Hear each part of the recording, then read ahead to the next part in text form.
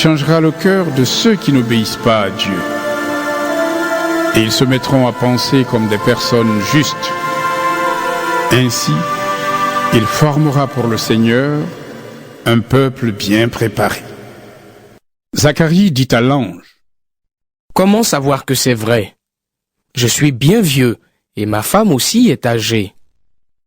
L'ange lui répond: Moi, je suis Gabriel. Je me tiens devant Dieu pour le servir. Il m'a envoyé pour te parler et pour t'annoncer cette bonne nouvelle. Mais tu n'as pas cru à mes paroles. Tu vas donc devenir muet. Et tu ne pourras plus parler jusqu'au jour où tout cela se réalisera. Oui, ce que je t'ai dit arrivera au moment que Dieu a fixé. Pendant ce temps, le peuple attend Zacharie. Les gens s'étonnent de le voir rester si longtemps dans le lieu saint. Quand il sort, il ne peut pas leur parler. Il leur fait des signes et il reste muet. Alors les gens comprennent qu'il a vu dans le lieu très saint quelque chose venant de Dieu. Puis, quand Zacharie a fini son temps de service dans le temple, il rentre chez lui. Après cela, sa femme Élisabeth devient enceinte et pendant 5 mois, elle se cache dans sa maison. Elle se dit: Voilà ce que le Seigneur a fait pour moi. J'avais honte devant mon peuple parce que je n'avais pas d'enfant. Mais maintenant, le Seigneur s'est occupé de moi. Il a enlevé ma honte. Élisabeth est enceinte depuis 6 mois. Voici que Dieu envoie l'ange Gabriel dans une ville de Galilée appelée Nazareth. Il l'envoie chez une jeune fille promise en mariage à un homme appelé Joseph. Joseph a pour ancêtre le roi David. Et le nom de la jeune fille est Marie. L'ange entre chez elle et lui dit: Réjouis-toi. Le Seigneur Dieu t'a montré son amour d'une manière particulière. Il est avec toi. En entendant cela, Marie est très émue. Elle se demande: Que veut dire cette façon de saluer?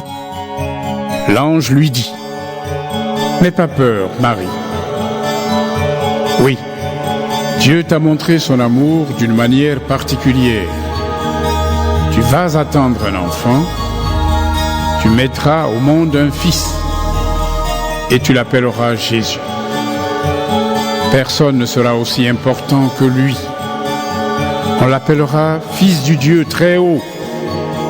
Le Seigneur Dieu lui donnera le royaume de David, son ancêtre. Il sera le roi du peuple d'Israël pour toujours, et son pouvoir ne finira jamais. Marie dit à l'ange: Comment cela va-t-il arriver? En effet, je ne vis pas avec un homme. L'ange lui répond: L'Esprit Saint viendra sur toi, et la puissance du Dieu très haut te couvrira comme l'ombre. C'est pourquoi l'enfant qui va naître sera saint, et on l'appellera Fils de Dieu. Écoute, Élisabeth, qui est de ta famille, elle aussi est enceinte et elle aura un fils. Pourtant, elle est vieille. On disait qu'elle ne pouvait pas avoir d'enfant. Et maintenant, elle est enceinte depuis 6 mois. Non, rien n'est impossible pour Dieu. Marie répond: Je suis la servante du Seigneur. Que Dieu fasse pour moi ce que tu as dit. Alors, l'ange la quitte. Peu de temps après, Marie s'en va. Elle marche vite vers les montagnes, dans une ville de Judée. Elle entre dans la maison de Zacharie et salue Élisabeth. Quand Élisabeth entend la salutation de Marie, l'enfant remue dans son ventre. Alors Élisabeth est remplie de l'Esprit Saint. Elle dit d'une voix forte: Dieu te bénit plus que toutes les autres femmes, et il bénit aussi l'enfant que tu portes en toi. La mère de mon Seigneur vient chez moi. Quel honneur pour moi. Oui, comme mes oreilles ont entendu ta salutation, l'enfant a remué de joie dans mon ventre. Tu es heureuse. En effet, tu as fait confiance au Seigneur et ce qu'il t'a dit arrivera. Marie dit alors: Oui, vraiment, le Seigneur est grand. Je le chante. Mon cœur est dans la joie à cause de Dieu qui me sauve. Il a fait attention à moi, sa servante sans importance. Oui, à partir de maintenant, les gens de tous les temps diront mon bonheur. Le Dieu Tout-Puissant a fait pour moi des choses magnifiques. Son nom est saint. Il sera plein de bonté pour toujours envers ceux qui le respectent avec confiance. Il agit avec beaucoup de puissance. Il chasse ceux qui ont le cœur orgueilleux.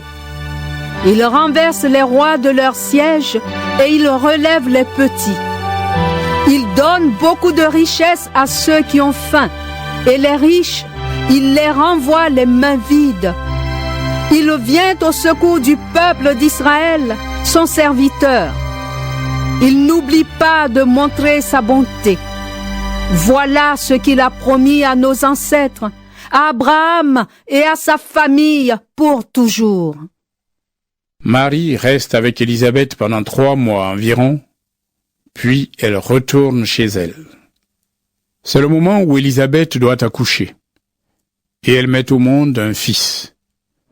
Ses voisins et les gens de sa famille apprennent cela. Le Seigneur est grand. Il a été très bon pour elle, et ils sont dans la joie avec Élisabeth. Une semaine plus tard, ils viennent pour faire circoncire l'enfant. Ils veulent lui donner le nom de son père, Zacharie. Mais sa mère prend la parole. Non, il s'appellera Jean. Ils lui disent: Dans ta famille, personne ne porte ce nom-là. Et ils font des signes au père pour lui demander: Comment veux-tu l'appeler? Zacharie demande quelque chose pour écrire. Il écrit: Son nom est Jean. Tous sont très étonnés. Au même moment, Zacharie peut de nouveau parler. Il chante la bonté de Dieu. Alors, tous les voisins ont peur, et dans toute la région des montagnes de Judée, on raconte tout ce qui s'est passé. Tous ceux qui apprennent cela le gardent dans leur cœur. Ils se demandent: Quel sera l'avenir de cet enfant? En effet, la puissance du Seigneur est avec lui.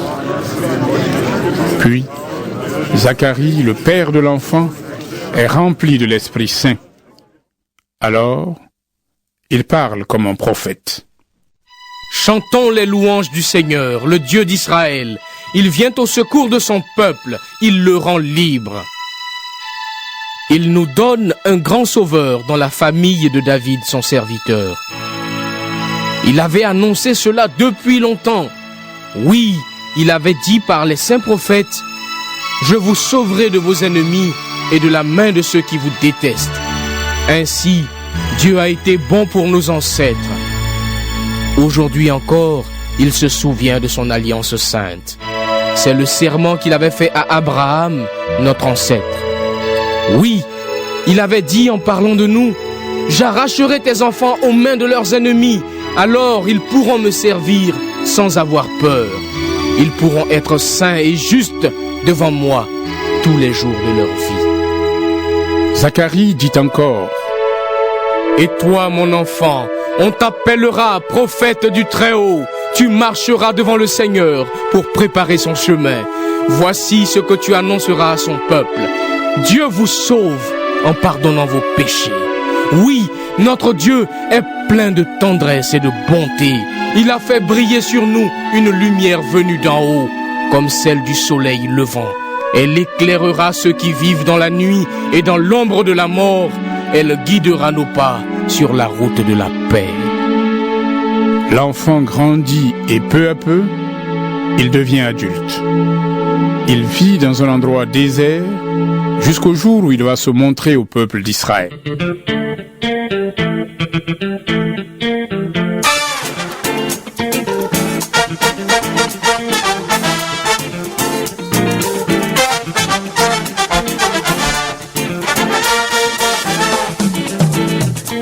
Comment ne pas louer Yahvé? Comment ne pas louer Yahvé? Toute la vie louer son nom, toute la vie chanter son nom. C'est lui qui m'a donné la vie, la paix, la joie, la santé aussi. Il m'a aimé le premier. Comment ne pas louer Yahvé? Après tout ce qu'il a fait pour moi, quand je regarde mes frères, je me dis, alors louons Yahvé.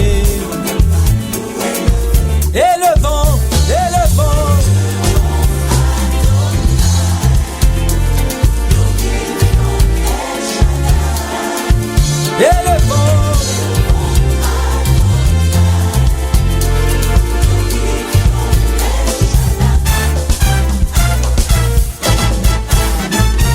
Comment ne pas lui dire merci Seigneur? Comment ne pas lui dire je t'aime Jésus? Lui dire de l'amour de ma vie. Merci pour le succès dans ma vie. À jamais je chanterai ton nom. Oui, à jamais je chanterai ton nom. Et le vent, glorifions El Shaddai.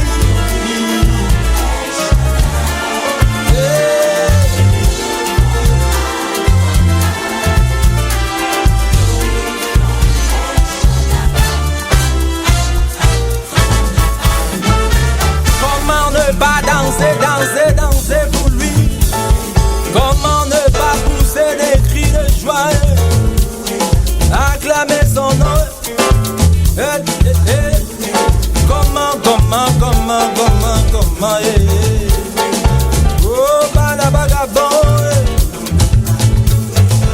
Et le vent, glorifions El Shaddai. Et le vent Adonai, glorifions El Shaddai.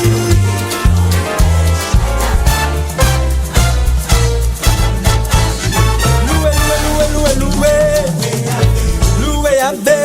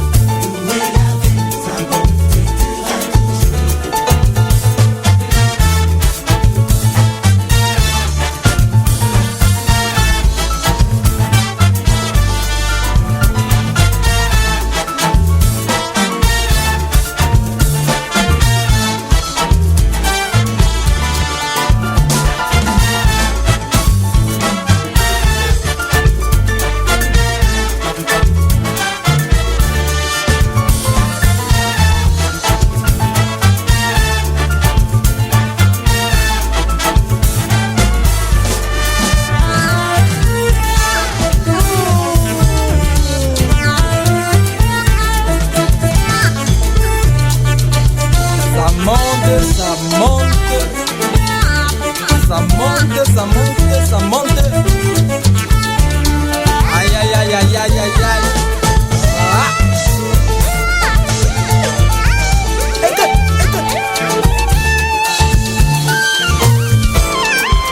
Tout le monde pousse les grands cris de joie. Ça monte. Wouh.